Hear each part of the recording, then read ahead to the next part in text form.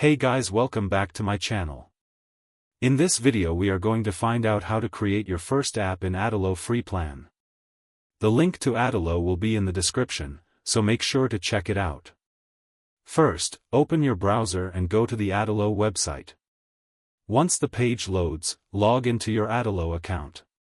After logging in, click on Create New App from the dashboard. Choose whether you want to build a mobile app or a web app. Select a starter template or choose a blank app. Once the app editor opens, review the default screens provided. Now click on the Database tab to check the sample collections. Add or edit collections based on what your app needs.